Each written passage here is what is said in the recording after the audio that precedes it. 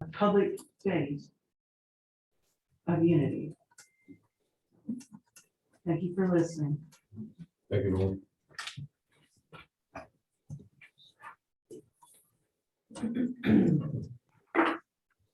All right. Now it appears we can move on to talking about the Board of Code of Ethics. I don't know what you had in mind with respect Yeah, to. I can jump in, Chairman Dunn. I'll just tell you a few things. I know, just be sensitive to the time. I have these work sessions we put together 5:30 to 7. I know that would be important for all of those people, so I'll let you be mindful of that. As a reminder, this is something that have done new, putting together some board work sessions to provide clarity on perhaps no more than 2 particular subject areas, because it can drill down pretty quickly. This case, Code of Ethics, is something that wanted to be discussed. And after our discussion, we thought to add maybe some more information on 22-23 levy moving forward, because there are some things that I think need to set seeds for you to start planning for the future. So let me jump on that. I want to go deeper into that. I'll just say that the policy 1600 was adopted in 2019 by the board. There's been a history of work by past boards that have built this code of ethics. When it was adopted prior to my time, it probably was boilerplate, but it looks like there were some additional paragraphs. All districts in our region 2 have a code of ethics. I was able to have a meeting, so I just was curious of what other school boards and schools. Region 2 is our particular region where Mountain View School District resides in, all the way from Troy to Nez Perce, Canada, these types of schools. Lewiston is in our area.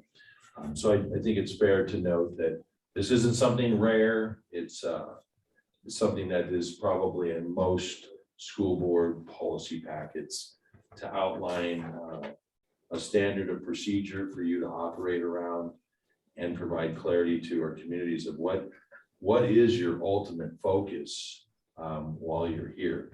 And that outlines students, K-12 students. Is your work here as board trustees to ultimately find and procure the best academic education you can for our students. So with that, it came on the list, and I can kind of ship that off for what you want to do for discussion around. Let me just wrap up that unilateral change requires, since policy's been adopted and it gets adopted by the board, is if there are tweaks to a policy, then we would make those particular changes as you're doing now, or you have a packet of that right now that we're in the middle of. We would make those particular changes, and then you would put that to readings. Could be public comment on any of those as they would on anything else. And then those changes would come in the form generally of an email to me. Hey, Todd, what do you think of this? I could write it in, you can have a reading. And I would put that in a reading, the stance of that under action item in a regular scheduled board meeting. So this is that work session opportunity for you to kind of just ultimately focus on these topics. Well, just for, I have a preliminary question. I was wondering, this is a copy, I guess I'll call it, of the policy that we were given in our board packets last meeting, which I understood if there hadn't been any objections, we may have moved on to sign. And I'm just curious as to how then you sent us a different formatted copy. And I'm just wondering why we have 2 different versions of this. Not versions, that's not the right way to say it. It's just 2 different formattings of the same thing. The version you sent us by email in preparation for this also has legal references, which I think are helpful. The first one. So why do we have 2 copies of them? Looks like the exact same. My guess is this. With the exception of the legal references. Oh, And I just wonder why we have 2 different. The guess is the foot in both doors of It hasn't. the adoption process, and then you got letterhead. That's what I got. You're- This is the one we got at the meeting last. Okay, This is got it. that's what I'm talking about. And again, my assumption was that had there been no objection, we may have just signed off on this, which is not the actual policy. This is- Apparently. So that's all. I'm just making that point. That was a little confusing to me. I don't disagree with anything that you said. I don't think I've. Oh, see. Yeah, it was not in the one that we were gonna sign, but Okay. I just- All right. There's one of but those. it does refer to. The document that you have in front of you with the letterhead, Larry, Right. is meant to be what is posted with all of the board members' signatures and their names. That's why it's represented with the one that's open in front of you. That one. Okay, I understand. So this one is what resides as policy. Your names aren't listed in the back and those types of things. So what we do is we built this letterhead one that just added the current board members' names for their signature. Okay, I just haven't seen that happen before. There's a lot of things here that I probably haven't seen before. Oh, it is. This is only number 2. Oh, yeah. Yeah, buckle up. Heck, yeah. Yeah. All right, so hey, I don't disagree with anything you said about what the nature and the intention of the code of ethics and operating procedures. And I don't think, I hope anyway, that I didn't say anything or write anything that would indicate that I was against the concepts that you were talking about. I'm fine with the concepts. What I'm having trouble with is this kind of amalgamation of concepts. I am one of those people, everybody has things that they focus on, and I have had in my professional and still personal life done quite a bit of study. There was a saying going around a while ago that still floats around from time to time about words mean things, or they should. Ethics are very different things from operating procedures. I'm sorry to interrupt. Please don't take, this is a policy that your superintendent I follows. understand that. So please don't, I don't want you to talk at me as if I'm this is sorry, my okay. policy. I mean, this is I was just. what responding- this community needs to hear that I march to. So if you tell me, Todd, we're gonna, as a board, you guys are gonna discuss striking something. I'm gonna be here and be ready for notes. So just so you Okay. you understand that I'm gonna end up No, you marching to email. your code of ethics. Okay, I wasn't directing it to you personally, I was just responding to you because of your comment. Right. All right, let's do it, let's go this way then. You guys have a copy of this that I sent around? Okay. I apologize, I found a couple of typos. You ever done that? You write something and then you look at it a month later and you find typos, so I apologize for the duplicate words and the like. Here's what I would like to propose. And I know we're not making decisions at this point. I understand there's a 3 reading practice that has to be followed, but all I'm going to suggest is using this as a template, so long as there are no strong objections to what I'm suggesting here, which is that we separate these things out as separate distinct documents and for purposes of honoring, if you will, what it means to have a code of ethics versus what it means to have operating procedures as a framework, and then what it means to have a standard operating procedure or SOP manual, which I hope we might work towards, all of which is included in to some extent or another, in existing policy. What I suggest we do is we form a subcommittee and work this out with the idea being that we'll bring it forward, and if the board agrees, then we'll put it on for an action item, do the 3 readings and remake the policy. As it stands now, it's not workable for me. I wouldn't choose to sign it. I understand there's at least one member here also. What isn't workable though? What's coming? Because it mishmashes concepts for me, which I think are not useful in terms of saying, I think about it in terms of like, you gotta build a house. First thing you gotta do is you gotta lay a foundation. The second thing you gotta do is you gotta frame it.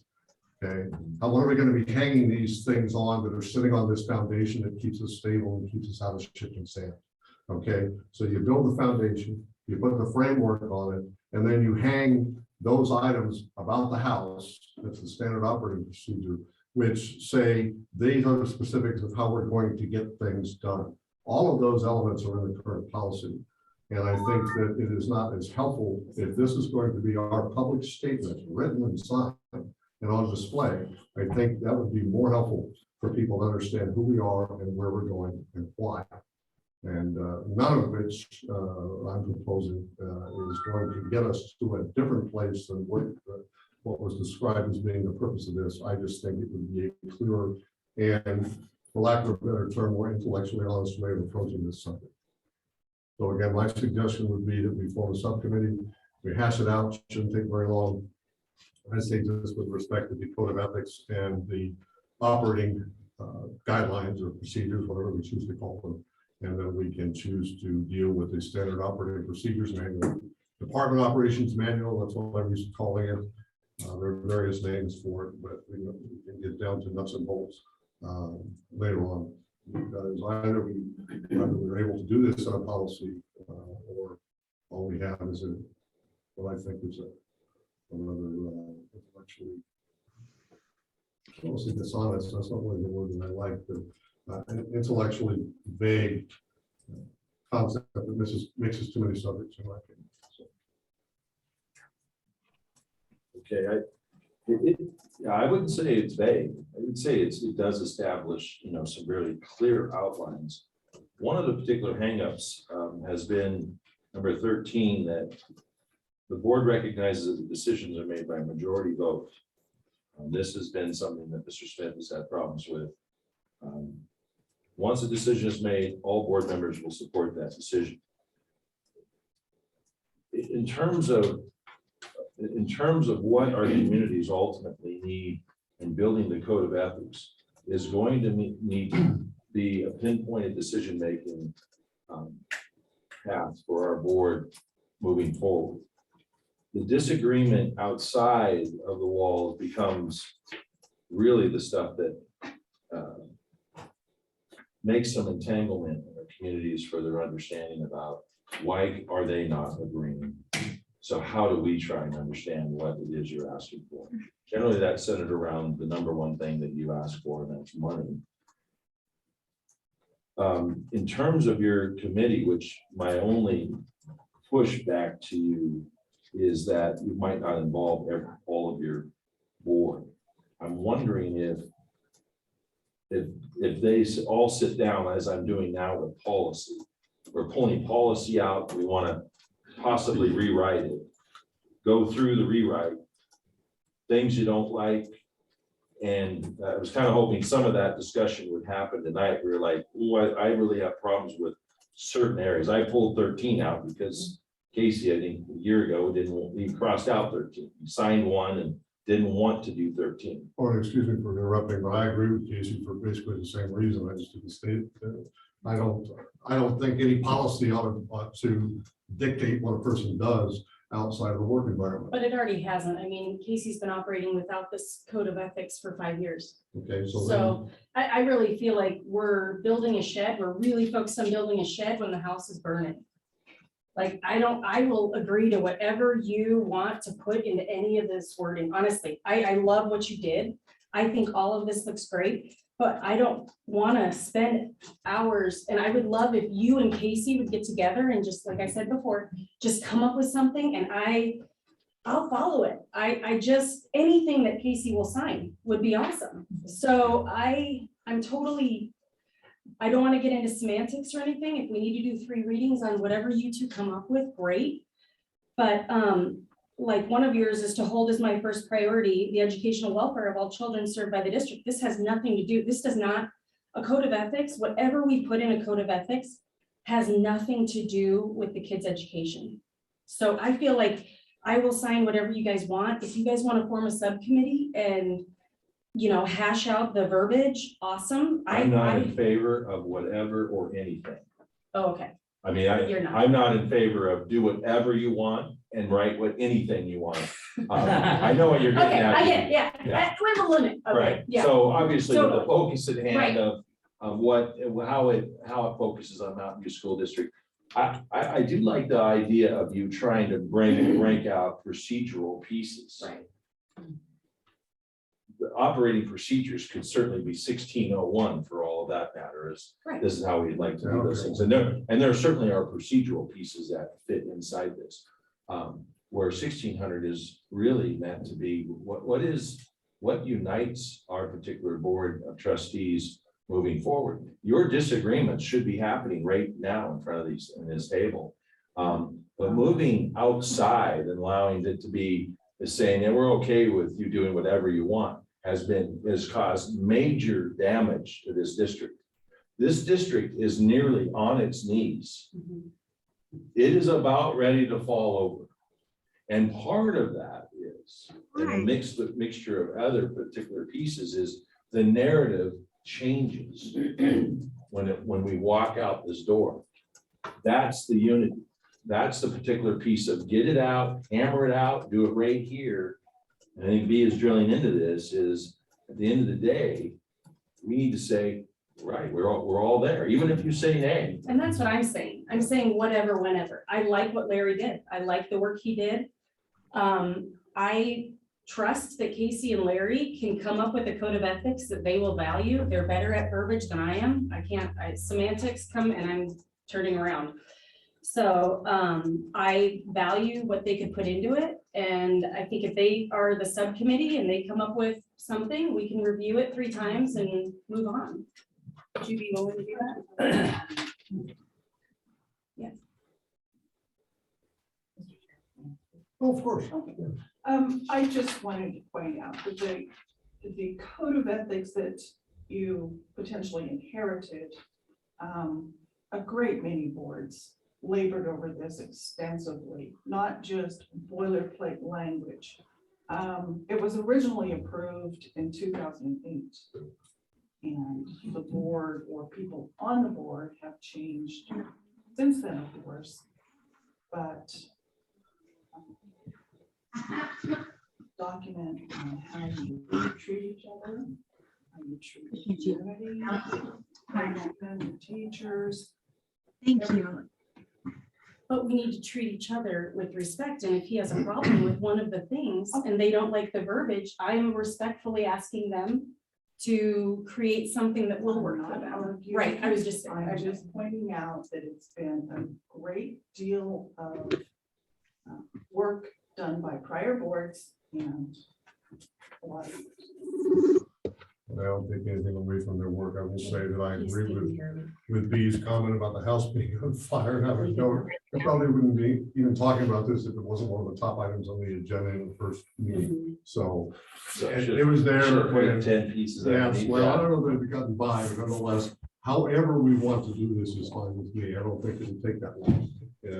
Now you want to get a cup of coffee and put out a draft and we'll move it, or As far as I'm concerned, you can take a big black magic marker and scratch out part B and put a T and I'll sign it. I have issues with other points, but I don't think it serves any When you purpose to mark go. out I what think want, you- we'll go from there. yeah, I think you two could really, As benefit from long as we looking all at it. agree that that's how we can handle it, we'll do it. is that allowed? Are we allowed to just do That something? was, I thought we had to go through this big formal process. Well, yeah. Well, when we Right. get there, right? It's sketchy ground when the two of you get together and talk about Oh, now, come on. school. Not that probably doesn't happen. I think Oh, the I see particular what you mean. piece is, the idea behind the work session is that you're doing it in the public, you're hammering it out right now, doing just what Casey just did. That's what we want to do. Let's Yeah, do that. hey, I'm good with, but I want to strike, all board members will support that decision, I think is part B, is that right, Casey? You want to talk? Okay, hold on one second. Lacey wants to talk. Go ahead. I think what Larry did was actually really exemplary. I really liked the ethics that Larry put up for us. I think if that is something that him and Casey are willing to sign, I'm totally okay with that. If they want to redo the code of ethics for our district, I think that's completely fine. If that's the case, we can move on from this and start on something different. I didn't get your draft, did that go out to you, Pauline, to get everybody? I know, Larry's good. it looks like that. Like, is Casey good with this? Is Casey good with the draft that Larry wrote up? He's looking at it again. It got sent back to us in the packet for this evening as well, so Okay. I assume you've seen it. It's some more time. All right, why we did that, and, Can we do that now? that's fine with me. No, I mean, we could go over it and we decide later. How does the subcommittee work? So generally, the best way for committee is you're not going to have subcommittees without generally meeting. So the goal really behind that is that the Just to get it out. superintendent assigns it makes the assignment. So then it's not a directive by the board, which, for instance, the work we did around the finance committee was driven by me. I needed these people and put them on that particular team. In terms of policy, that was just internal work of understanding around the financial piece. But in terms of policy work, you're going to want to do that as transparently as possible and be out in the open and all of that. That's why we try and do the initial readings that take a lot of time for you to try and go through and highlight these things. So, given the time frame that we have, take a moment to just read through these particular pieces. And then I guess from there, you can say, Todd, I would like to see you just have that. I can put it into the policy format. I can add legal references, for instance. I don't know if they have them on here. Well, if I may, to that point, those things don't talk about procedure, they talk about concepts. Okay, Okay, so there wouldn't be a need for a legal reference because you're not taking action, as it were. You're not actually hanging things on the framework. Does that make sense? And I would say, in all honesty, I have, just because that's the way these things work, I have one item. If you want to take a couple of minutes and look at that, I'm really sorry, I didn't know you hadn't seen that. yeah, With respect to the second page in conduct expectations, it occurs to me in the slap of the forehead that we need to add something like follow all current policies applicable to my work as an MBSD trustee, something simple like that, that we can't agree we're going to do that. It's really simple stuff. It's not complicated.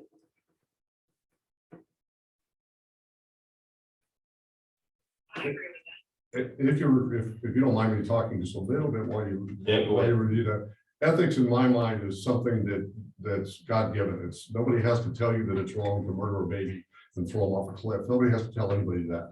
Nobody has to tell a 5-year-old on a schoolyard that a bigger kid coming over and taking his ball is wrong. We just know that. God puts that into us. That's what an ethic is. It's not subject to cultural variations or anything else. It's things that are just right on their face and don't need more of an explanation. That's an ethic. A moral, which the root of the word moral is mores, and that means those are subject to cultural variances. And in my old job, we used to talk about the problem that we had with people who would come into this country from cultures where it was perfectly normal, legal, appropriate, even sanctioned by not only the government, but the church where they came from, that if a 17-year-old male wanted to marry a 12-year-old girl and the parents were okay with it, that's what they did. Well, here you do that, it's child molestation. So that's a moralistic valuation that's culturally dependent, and that's a big difference from ethics. That's why I make that differentiation. So ethics are things that will always be, no matter what we do with respect to policy or with respect to procedure. That's where the concept comes from. As far as conduct expectations, those are things, if I may just read, well, let me go back to the ethics because it's very brief. There's 1, 2, 3, 4, 5 items. And it simply says this. It says, as a duly elected or appointed trustee for the Mountain View School District 244, I hereby affirm and commit myself to the following code of ethics. To conduct all trustee business consistent with my oath of office, period. To hold as my first priority the educational welfare of all children served by the district, period. To respect and represent the whole of my constituent community, including but not limited to parents, taxpayers, and businesses to the best of my ability, period. To actively avoid conflicts of interest, financial and otherwise, period. And to refrain from using my position as a trustee for personal or family gain or advantage. Those are all, period. Those are all things that aren't gonna change. Those are all things I think we would agree, we wouldn't want to have changed or modified or anything. All right, under the proposed revision under conduct expectations, same header. To familiarize myself with those sections of Idaho code relative to board duties and responsibilities and to act in accordance therewith, period. To familiarize myself with Idaho's open meeting law and to act in accordance therewith, period. To respect the public's right to be kept informed, which is an active frame of mind, as appropriate about all district business before this board by promoting and supporting timely communication, period. To be open to and encourage public input in the decision-making process, period. To the best of my ability, keep myself informed on the issues, meaningful trends, credible research, best practices, and challenges facing rural education in general and our district in particular, period. To respect the established chain of command related to issue-solving procedures and the board/superintendent relationship in all matters of business involving the district. Period. To hold as inviolate and safe from to hold as inviolate and safe from intentional or accidental disclosure any and all confidential information which may come to my attention, period. To act with integrity at all times and strive to maintain the trust placed in me by the citizens and constituents of the Mountain View School District 244, period. And I would add to follow all current policies applicable to my work as an MVSD trustee. That's a conduct expectation that fits within the framework of our ethical obligations. That's what I'm proposing we adopt as a policy instead of our existing policy. That's it. So call it part A, part B, page 1, page 2, I don't care, but the numbering system is like. I don't see how any of those items juxtaposed against what is currently written in the policy are actually different. They're just a little more succinct. And just since we were pointing out things that we have specific objection to, item number 4 on the existing policy doesn't have anything to do with the board of trustees and what they're responsible for. I don't understand why it's even in there. For example. Yeah, that makes sense. Why is that in there? Yeah, it's actually another policy of what Exactly. the expectation of the superintendent would be attending meetings. So, yeah, there certainly are some things I think you could kind of extrapolate out.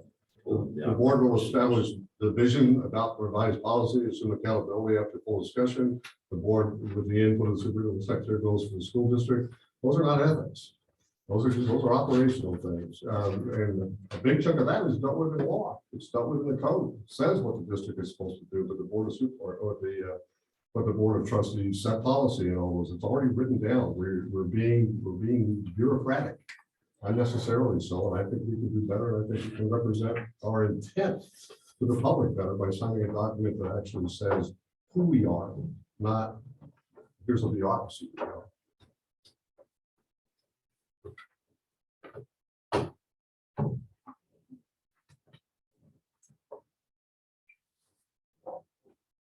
More comments from the board on? And I certainly can, what I'll do is work to blend these pieces into the current format we have. So Just so I'm clear, I think we take the current format, we put it over here, and this becomes our new policy, not the board to dispense with the old one. well, I know I'm just talking about in the format. Formatting, yeah. However, the Yeah, format still- works is fine. Still have to adopt a 1600 code of ethics, for instance. So that'll be the number associated with it. And then you'll have reading, and then you'll have an opportunity for public comment that might comment around any particular policy. I know the one particular one that stands out is as Casey said, he'll sign it, minus that all board members will support and agree together once you've made a decision. That piece has been really damaging to this district, that this, when a board comes to an agreement, whether you say yay or nay and you leave, the misinformation has done major damage to our community, not knowing how is it one of you are going this way and one of you are going 180 degrees the other way. So perhaps there are comments from our community around that that can say that seems important or not. It seems important to me. as a superintendent, knowing that the decisions that are made in this boardroom can be carried by a majority vote, and that's where it leaves. That I don't have to try and predict what wrong messaging is going to happen outside these walls. Because now I'm having to field all sorts of different avenues to squelch a fire here because one didn't agree, and squelch a fire here because you did agree. And then I have committee members call and say, I don't get it. I don't understand how you made a decision in this boardroom and someone out here is doing 180 different. I am not being trite when I say this, and I understand your angst, but I'm afraid that's just the nature of the political system we live in. It happens every day and in almost every board of type. It's not helpful. I absolutely understand that. But you can't lockstep people into agreeing. No, you don't. You don't lockstep them. They say their piece, their nay or their yay right here in public. And they say, no, I don't agree with that. And it's duly noted in the minutes and supported. Therefore, you walk out and destroy what the yay was. Or it could be the nay, right? It could still be, I wanted it and didn't get it and destroyed it. It can be in reverse of that. The particular piece that is happening right now and has been happening in Mountain View School District is it's getting torpedoed at every turn. And this district is caving in on itself because of that. I don't know how to underline that with more clarity. I think the best thing to do is put the facts I out think there. that is absolutely incorrect. If this district is caving in on itself, the district has done it to itself. And you are part of the district. If that's what you're referring to. Because we have 3 new board members, right? We're gonna try to be a team together. Which means, like, you're gonna have to be on our team too.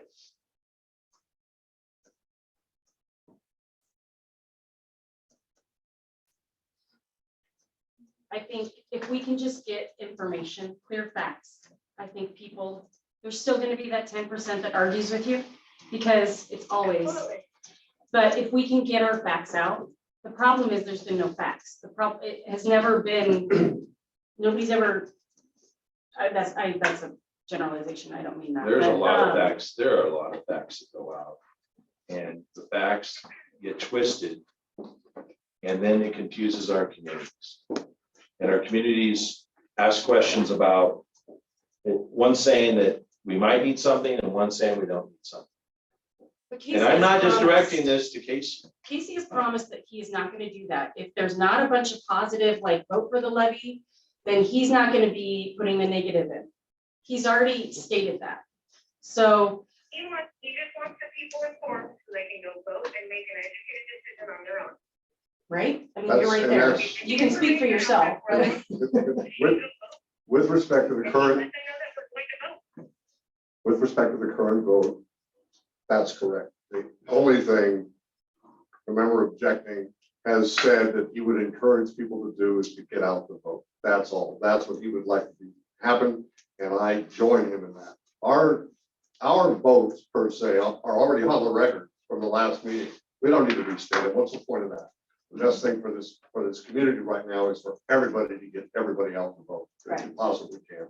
That's it. And that's the only position that's being taken by anybody right now that I've talked to on this board or otherwise. And I commend that change of heart because I think that's a good thing. So I don't think, I'll make a bet with you, sir. I don't think we have an issue that you're concerned about. At least with respect to the levy issue. I have a big concern in 10 months. I think. In 10 months, this board is going to be right back here. Well, then, I'm sorry, Liz.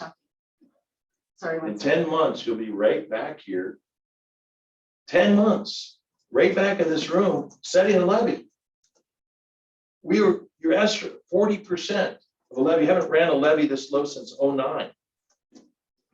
We are about to fail in a big way if we can't get on top of what the funding issue here is that we have to run up against. The question that we're gonna, To the levy issue, or are we still on the code of ethics? well, they're blending itself in, but it ultimately is going to be something that is going to present itself in a rather large way. And I want to be optimistic about what's going to occur here in about a month. Let's get back to the code of ethics. I'm wanting to say, it sounds like we have an agreement. And I'll put that together for a first reading with what you have. Are we, everybody fine with that? There's nothing to agree on. What I'm gonna do is put this together just in the format of a policy. Yeah. With what you have. Right. And you'll have a first reading for yourself in February. Did I give you this one more time? The one that's not on there is follow all current policies. I wrote that at the bottom. Okay, that's Um, okay. Good. Then we can move on.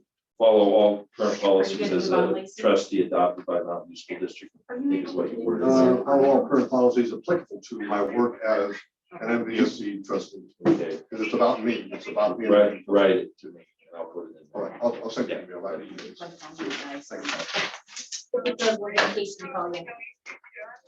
No, you're fine.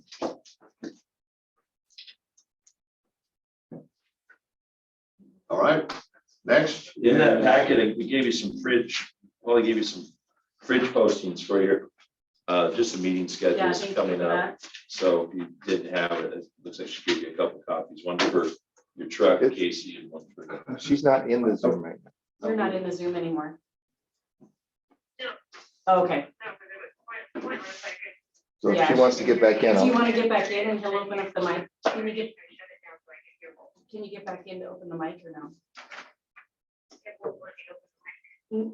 But he fixed it, so you could. well, when she logs in, then I'll see if I Yeah, can. when you unmute. log in, he'll be able to hopefully do that. Try to get back in there, just because it's like. With respect to the schedule, can I simply ask that we acknowledge some flexibility in the workshop It's fine. scheduling because of all of our work schedules and things changing, and we may not want to have it on a Thursday, we may want to have it on a Monday or. Yeah, the only thing that you'll need to do is, we'll need to, in your board meeting, if you know in advance, we can just make action. Because you passed action for the calendar, we'll just make action to make an amendment.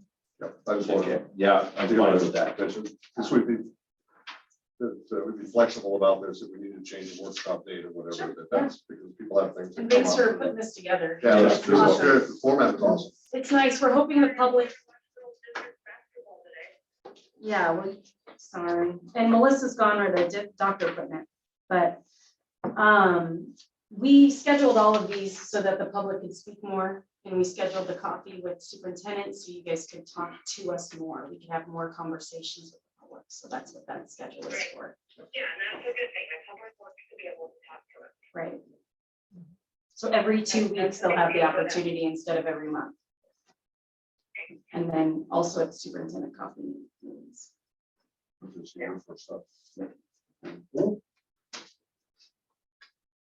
All right, Mr. Fish.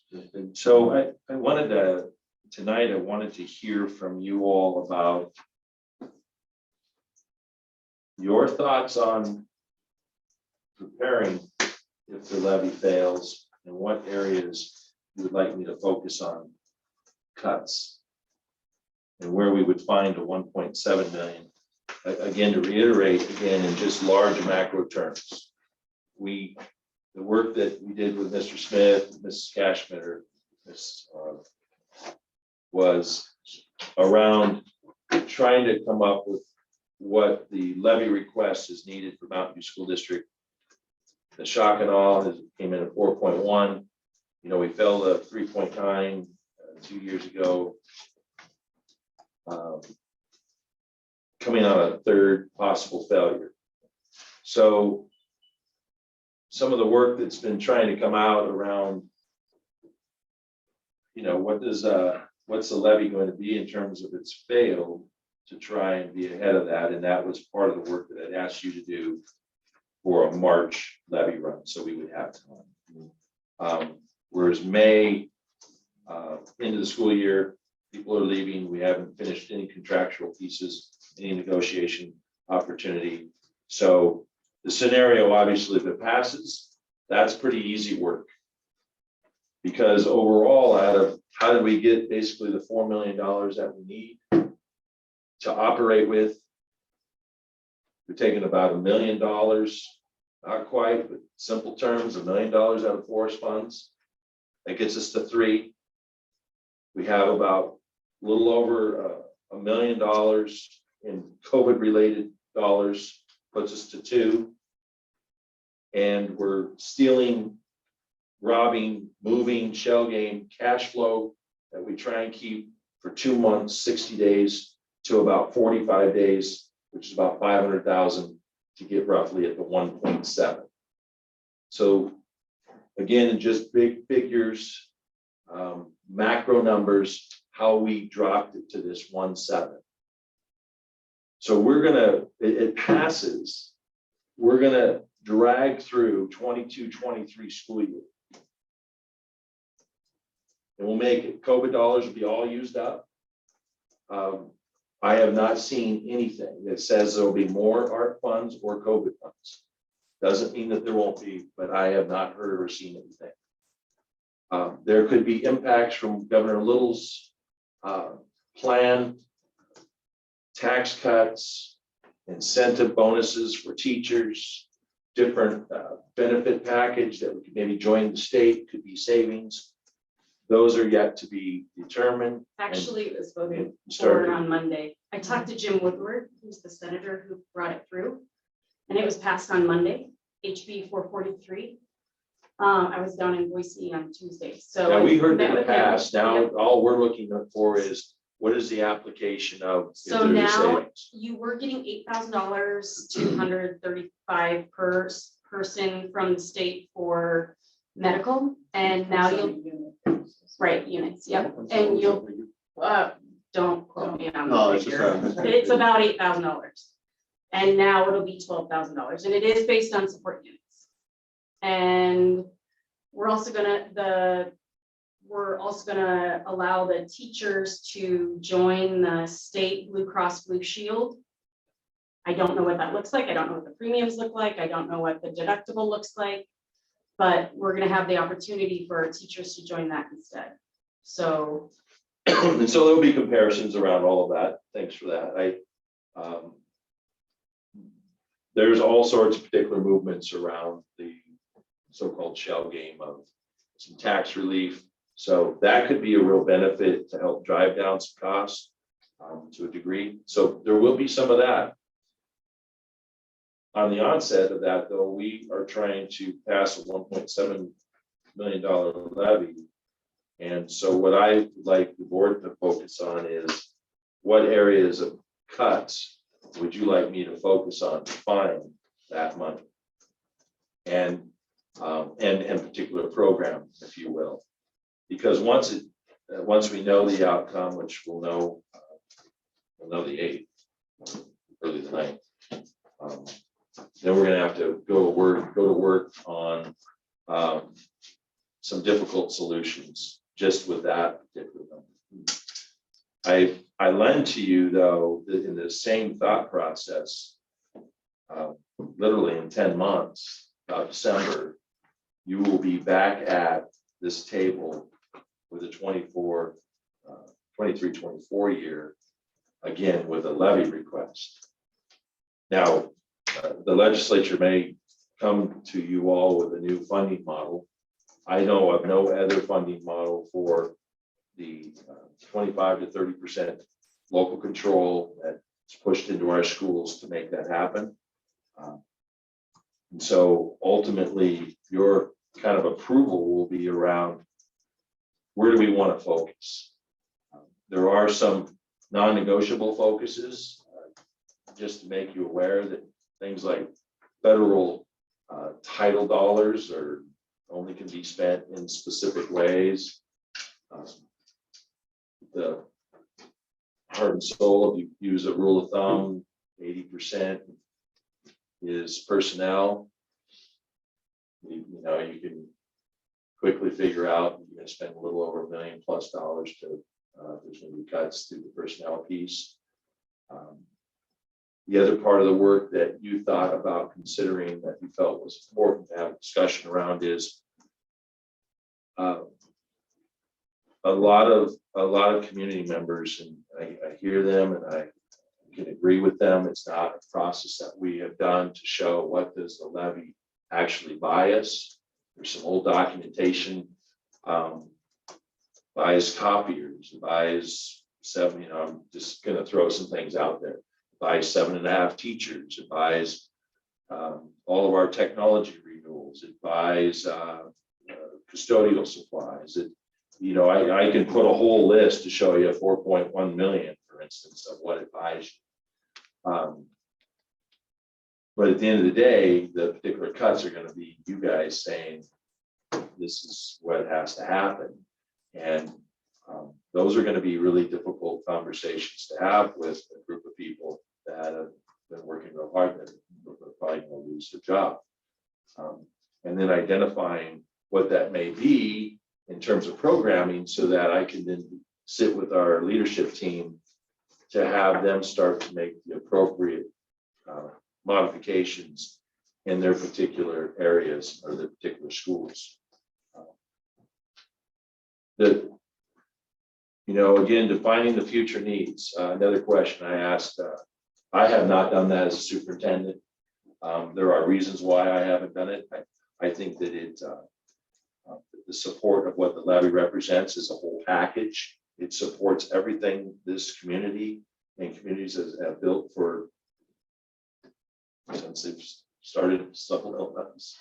A lot of heavy lifting by our communities.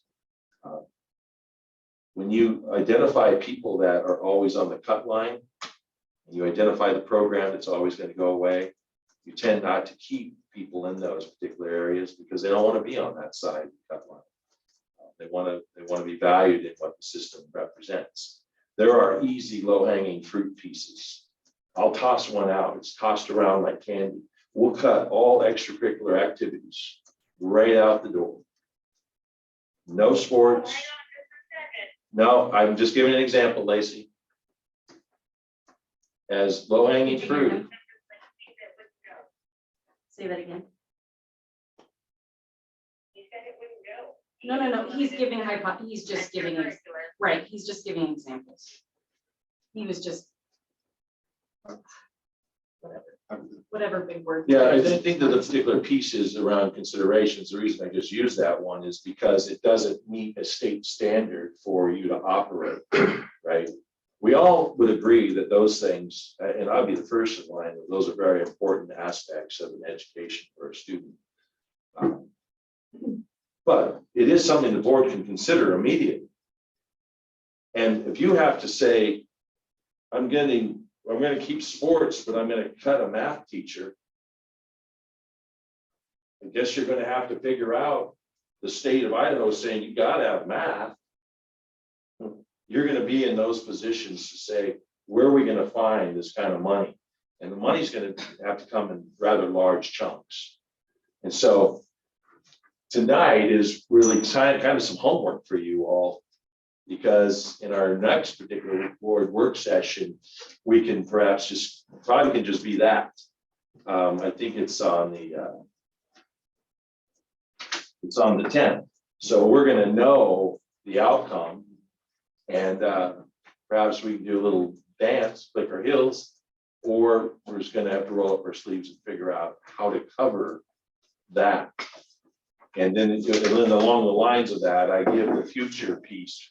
10 months, you're going to be right back again trying to answer the same particular questions around how do we backfill, or how do we fill that particular gap or need. So go ahead. And forgive me for not writing this down. You used a term that was perfect. I've expressed since day one that for me, I need to see things, and with all respect to how the accounting office works. I'm no accountant. Looking at, fund 100, 200, 300, 400, I get that in terms of big census, but in terms of what you're asking us for, I think it's hard for people to conceptualize. So what exactly does that look like if we call it by normal everyday terms? What was that term that you used in terms of, I've been asking for the budget to be restructured in a sense so we could see one for where the levy money goes. Yeah. That's been a consistent call from day one since I got into this. But the second thing is what you're asking for me to be able to start to answer the question is I want to see, let's talk about the math department if you want to. I want to be able to see, okay, here's the math department. We have X number of teachers. We have X number of money that's spent on whatever the percentage, whatever the utilities are, whatever the custodial work is that needs to be done, materials, break it out as a department in a block. Okay, not necessarily a levy, but say, what can we do to look at the picture from a standpoint like we could at home that's not so technical, all right? That's anybody can understand that has a rudimentary education. It doesn't have to be nitty-gritty numbers. We can agree to round it up to $100 or $1,000, whatever that may be. But we need a format that I can take to my constituents, and I can go to a meeting and say, okay, here's how it breaks out, folks. What do you think? I need input. The way that things are currently formatted, without Becky's help, most people can't understand it. And that's not going to work in this environment. It's just not. Okay. I don't agree with the people that say, I'm never paying a levy. I don't care. I'm not there, and you know that. Okay. But the fact of the matter is, you need to give us something to work with that we can sit down and have a Joe Sixpack conversation around.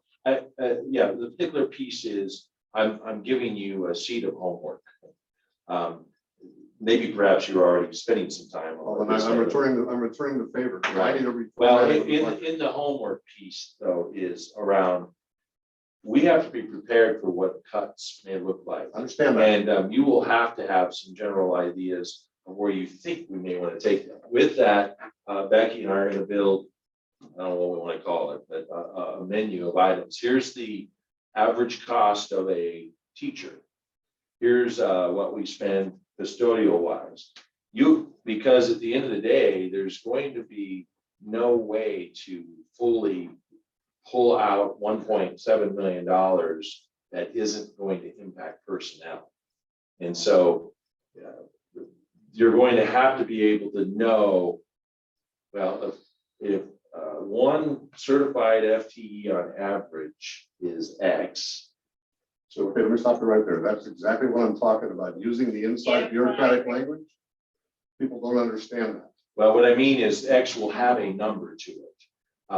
I just don't want to throw a number out there. I get that. But let's say it's $50,000. I'm just asking for you to throw us a phone Yeah. so we can have something that we can have an everyday man on the street conversation about. That's all I'm asking for. The other part of it is, I think that will help us 10 months from now, is because then we will have been able to establish, people were talking about the transparency and accountability and all that. If we're talking to people in terms that they can understand, that doesn't need an expert.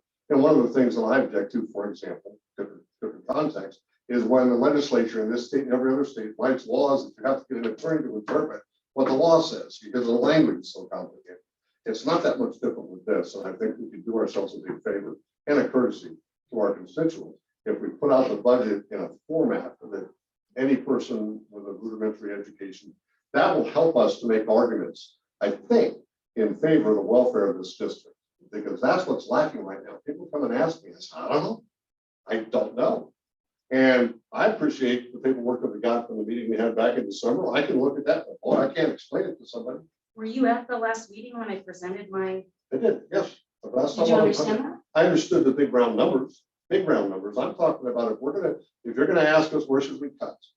I'll go back to my example of the math department. Let's just call it that. How many math, we're just hypothetical right now. How many math teachers are we talking about? 4 for the high school? Yeah. Okay, so we say we got 4 high school teachers, and then here's everything that supports that, I'll call it a program.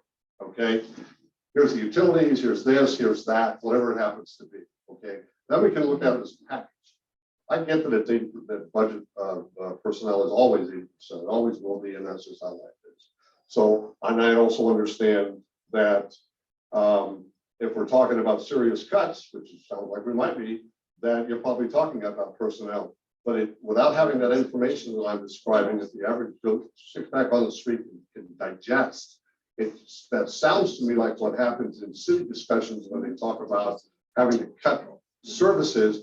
And the first thing that they always talk about is we're going to have to cut policemen and firemen. They don't talk about not watering the lawns or other things that aren't as damaging. They always throw the emotional stuff out first. And I'm not saying you're doing that. I'm just saying There's help us out. there's two things that I think we're talking about. One is there's discussions around providing a clear outline of what does a levy get us.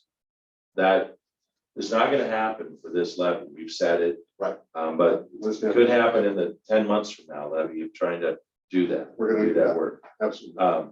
This isn't going to be public. What do you think about how we get rid of $1.7 million? This is going to be the board making decisions on what the particular cuts are ultimately I going to be. get that. I'm simply wanting to find a way to where people can digest what's happening in a way that they can understand it and talk amongst themselves and communicate with us about. That's all. I understand the two different environments. Okay. I do. Yeah. And I don't think anybody, I haven't heard anybody on this board anyway, I'll speak for myself. I don't think anybody's going to disagree with what you're saying. What I'm hearing is, I'm hearing the same thing, which is appropriate because it's the same problem and it ain't going away. But let's find a different way of approaching it so at least we can,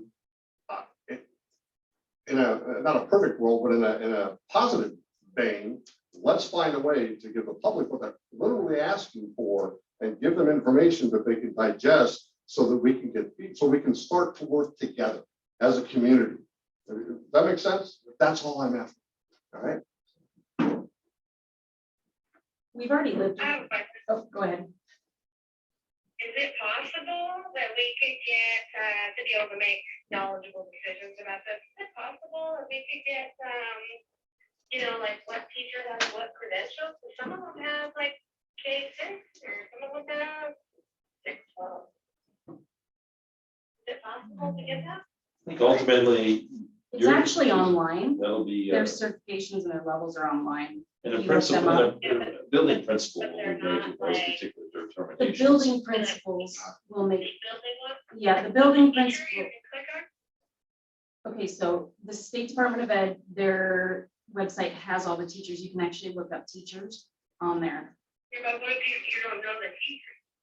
Well, it's on our website. The whole staff has pictures. And Gotcha. yeah, That's, you're not going to be jumping down the road of, he's saying. the oh, you principals got will a, you find got out a cut. teacher A with this credential, and they're kind of expensive. We should cut. That is a dangerous area for you not to travel down. And in the end is about what programming do you think this is going to need to impact? We'll get you the information. I understand you. I'm not expecting you to say, well, I was just talking like for programming, in all actuality, yeah, okay. like So being this, able to, that way we don't lose if we can still keep. I see. Thanks, You Lisa. know, Yeah. Right. I don't think this is our first rodeo. I think we have not passed levies before. And I think we've already made cuts. When you look back on that, sorry to interrupt you people, when you look back on the failure piece, there was, correct me if I'm wrong, Becky, but as I look back, I think there was in that $5 to $7 million range in the coffers of forest funds. But previous to that as well. Yeah, but you went a number of years, you know. That's been the bailout. That's Yeah. been the reason why, excuse me. You're fine. But use of forest fund money has been the Band-Aid that the hole we jumped into because somewhere in the, sorry for using the former superintendent's name, but at the end of Mr. Bailey's tenure, and he was with us for 5 years, we could no longer produce an itemized list of, we can reduce 3 elementary teachers, this program, that program, We couldn't get there anymore. And so let's take a big dip out of the forest fund, and that became the mode of operation that the board went to after that point in time. But now you So- fast forward that example to now, there's nothing more to take. Right. Yeah, the forest fund, which at one time had a pretty good balance, is no longer a viable scoop, right? So you're using it all to backfill what you need. Right, but now we're at the point where we don't have a savings account. Right, right. So I've been in that in my life many times, ups and downs. And you sit down and you look and you see, okay, where can we cut? And so we're gonna need to do that. I'm willing to do it today. We've done it before, you know, we've done the career ladder freezes, we've done, you know, nobody gets classroom money, $200 for that year. We've cut teachers, you know, we've been there.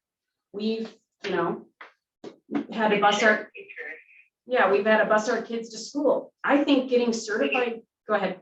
We used to share the music teacher from Grangeville to TV, Right, half and half. right. So I think there's creative ways to do it. Yeah.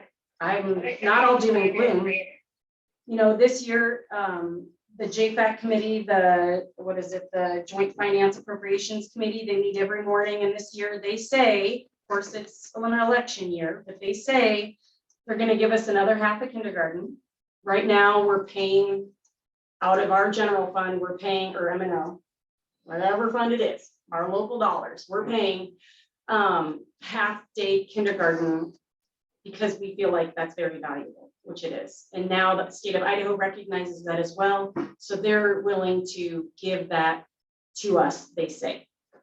They also are allowing teachers to move career ladders. So if you understand how the teachers' pay works, the revenue we get from the state is actually based on a teacher average. And so whatever our teachers in our district average out to their actual salary, that is the money that we get per teacher per year. So let's say our average is, yeah, so let's say our average is 47,000. The state will give us 47,000 for all 84 teachers. So on the newbies, we might make a couple thousand, not really, because we were doing insurance, independent insurance, but then on and that difference helps pay for the higher paid teachers. So does that make sense? So, so we had some qualified teachers here, certified, that were making the average salary go up. So we were getting more money from the state.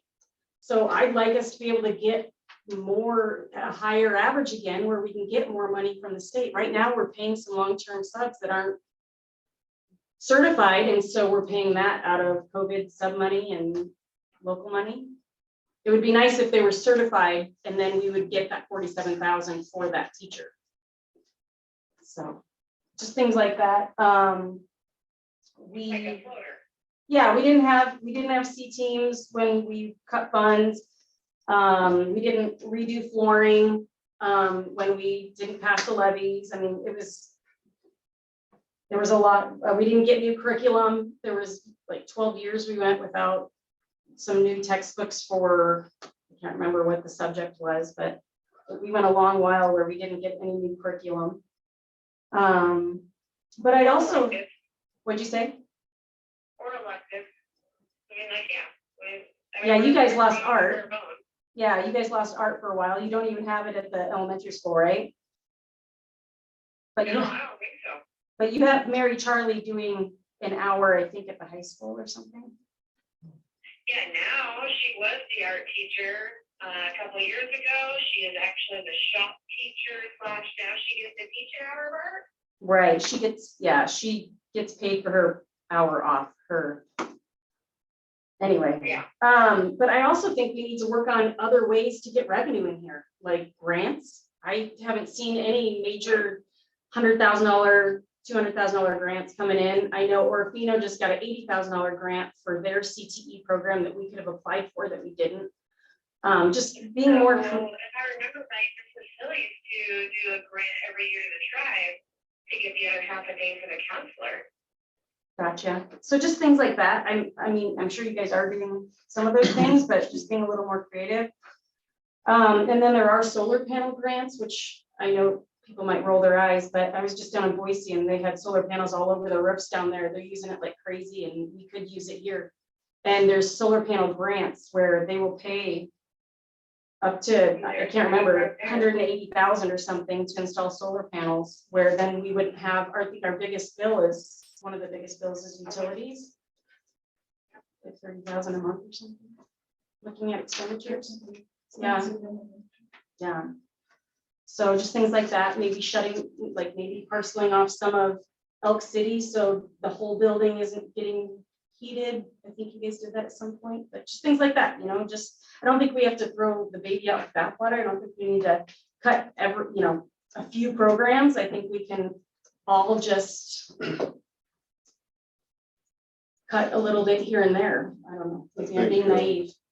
I'll just bring up for this particular subject, John Meno, is a very well credentialed man, made a statement in the December meeting about using volunteers who are retired and credentialed in many things that we could probably make use of. And I think his idea that we use retired and otherwise available people in this community to volunteer as well. So I couldn't agree with you more that we need to be a bit creative in the way that we approach this.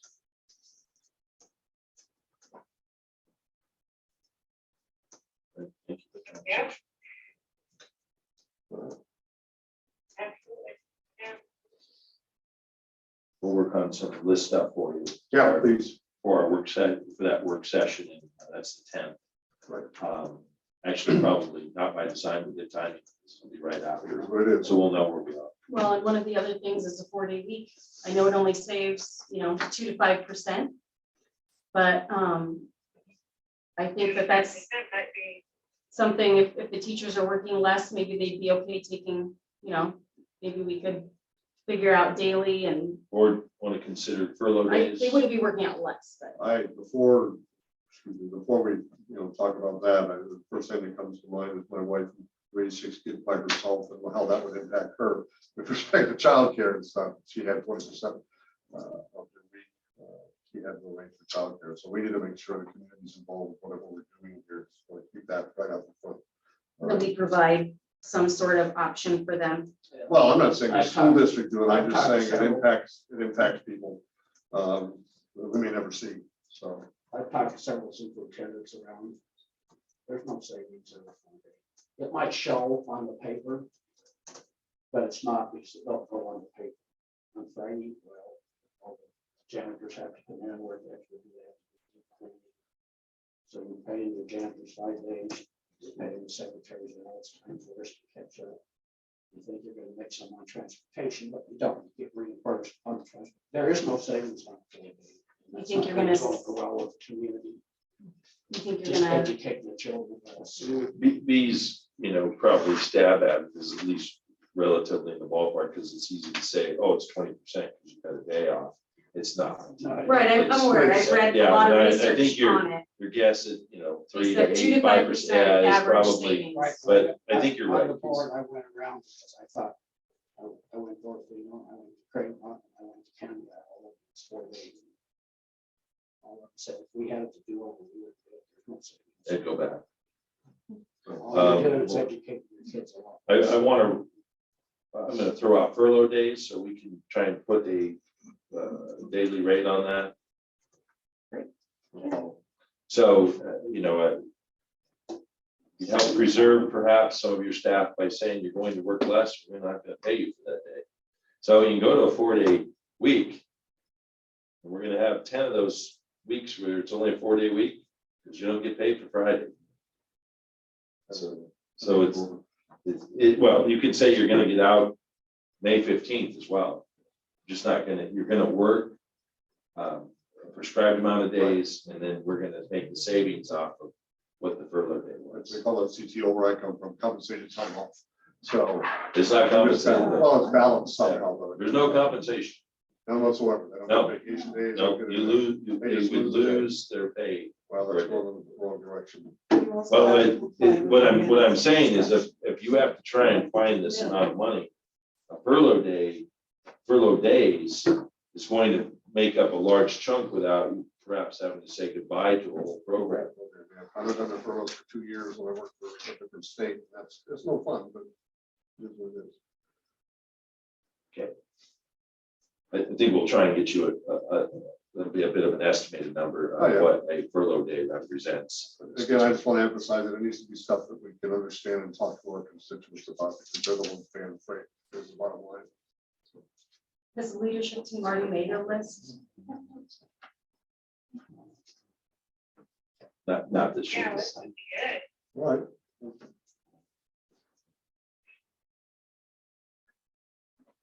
Sounds like a good time for the journal. Oh, excuse me. Just trying to move. Don't put this up on. It's just right there. Just set it there.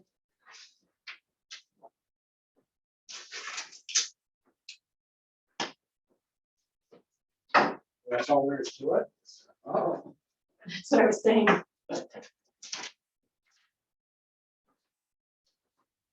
One thing that we're lacking, I know Mr. Chris likes to take top shots at me like misinformation. I don't disagree with him there. One thing that has been failing the levy is distrust with the voters out in the district and in the superintendent, out of the district office in general. 70% 1 year, 60% last year, that's 65%. Moving levy to an off day and then voting in the middle of the night, so it's not going to restore any trust with the voters. And I've heard a lot about it over the last 2 weeks. I said, Casey, to comment on the overnight, that's the date that is set I'm talking. by the state. We didn't make the I date. didn't interrupt you.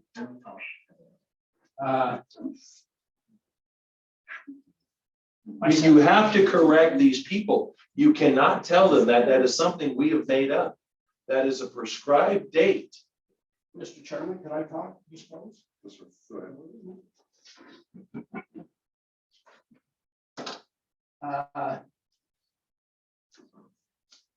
I sent a notice out to all the board members. And Mrs. Hogg didn't respond. She didn't respond. I sent an email asking who would like to help get the notice out to make sure all the voters get. Yes, I did. You even responded to me. You said, yeah, I'm in favor of the person. Oh, that was like 2 weeks ago. Sorry. Okay, yeah. Okay, So, sorry, I thought it was more recent. as long as the taxpayers continue to think that we're not being transparent with them, you're not gonna get a vote. That's a sure. You can read it for yourself. This will serve as a notice of a levy vote will take place on Tuesday, March 8th, 2022. The vote will not take place on the regular scheduled Idaho primary date of May 17th, but was instead set for March 8th at the instruction of Superintendent Tom Fisk. Many people are confused by the change, and that's the reason for this notice. Again, date is March 8th, 2022, with early voting starting February 14th. This notice is neither advocating for or against the levy. Wonderful. So there's no misinformation there.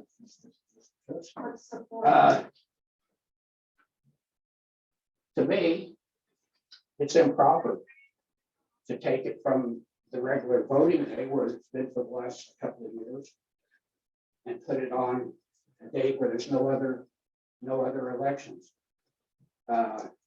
Reagan's, they're not spending $11,000 having their levy vote on March 8th. They're having it on May 17th. Tammy, they have one, they're having it on April 17th. Cottonwood is having theirs on May 17th. They're not spending $11,000 of taxpayers' money to run a vote 4 or 5 weeks prior. Cottonwood and Nez Perce. What's the worry? That we might pass it, or is that your worry? No, my worry You is, missed all the bullet points, though. no, why don't you let me talk?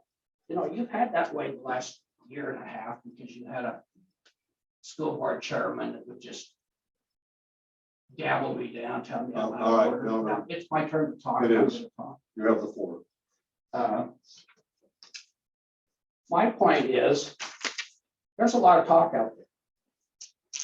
And I hate to tell you, Lee, because I know your intentions were good, but your big presentation the other night, when you put it up there and he says, we never passed the levy in May, so, and then there was all those levies in March No, there was only like 3 levies in March. that passed. I don't even, it's on my slide. Well, right then is when I can see the look on people's faces, like, you know, this is deceptive. this is There was 4 dishonest. March levies, and this is, I mean, this is from Kathy Ackerman. I didn't make this up. It just is what it is. This is the, Okay, well, I'm not sure with that. sorry, but I mean, I didn't make it up. It's from the elections office. So I don't know who wants to help me put this out. It's gonna cost some money. But I think that we need to notify every voter. Less than 20% of the people, and you can correct me, but I've heard that less than 20% of the people subscribe to the newspaper. Do you know if that's true? That's true. Yeah, we have probably about 5,000 subscription base. What's the population of? Well, Idaho County, 16,000. So a third. But there's 5 school districts now. So it's Uh, not the whole population. I think we need to get this notice out to every taxpayer. Why? Excuse me, would you get the meeting back in order? Public comment time is open. If you feel the need to talk, please bring it up in the hallway. At this point, you can ask people disrupting the regular meeting or you can close it to the public. That's your options.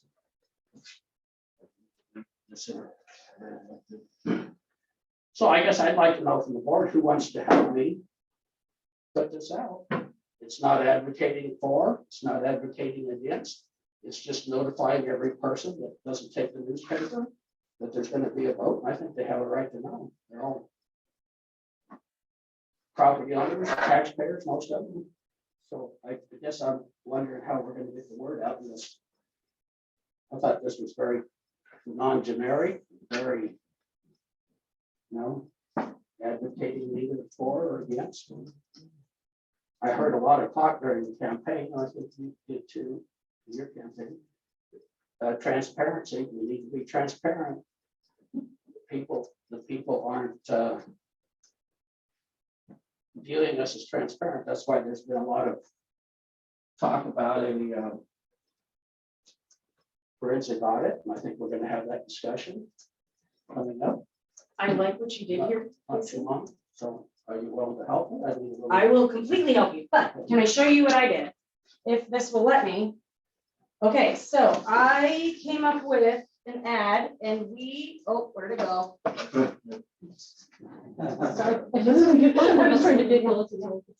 So I came up with an ad. There are some community members that are willing to support, thank you so much, that are willing to support this.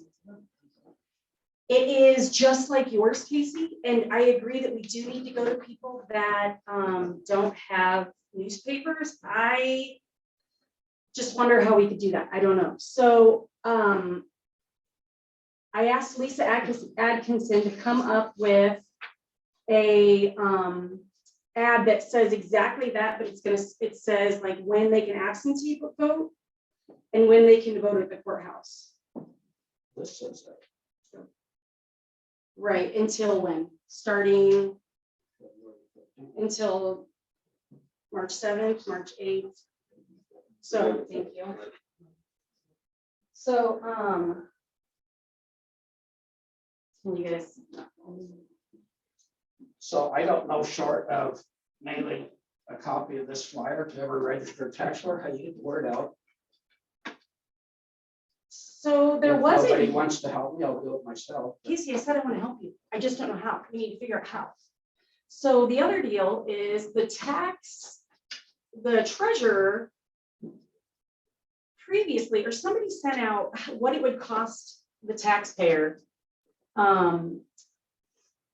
based on their net market value. Somebody sent that out years ago. I was just speaking with another person who received it today. I don't know who sent that out, but it was a letter like this that said this is the information to vote. And then it also said your net market value for your home or property is this, so this is what the supplemental will approximately cost you. Okay, I didn't want to get into that because I'm neither advocating for or against. It's just more information for the person, right? So then they can say, that's not worth it, or I can't afford that, or it is worth it. So why mention it? Well, it's just more Just information. get somebody that does that, figures out, there are farmers up there, I know that, oh, that's gonna cost me $10,000, they're less apt to vote for it, it's better just to leave it out and let them decide if they want to vote what they need to know about it. Okay, so just doing the date and the time and all that, what they could. Do you like that? Because that's gonna run March or February 8th Depending on where. in the Idaho County Free Press, if you guys are okay with that. Well, you can if you want, but like I say, if 20% of the people reading the newspaper, what about the 80% cover right? I will support you in sending that out if you can figure out a way how to do that. Do you already have, like, go a to Costco, list? You buy the big self-sealing envelopes, and you go to the post office and buy a bunch of stamps, and you address one to every. Or we could make it into a postcard, and then the 55 cents, postage is cheaper 55 cents for versus 42. postage. A mail ones, 55 cents for postcards, postage. Hey, Mhm. somebody else. Or 42 if you do a postcard. Can you get this much information on a postcard? Oh, Totally. You need a lot. Since we have a pause, my preference would be that we provide the information. I'm in favor of getting out the vote. I think the less conjunction, or not conjunction, but contention that we interject into it, the better. And to that extent, I would support. I'm not happy with anything other than get out the vote. Right. And And everybody this needs is to. nothing more than that. Well, in all honesty, I don't think it's necessary. The second sentence, I don't think is necessary. It doesn't accomplish anything.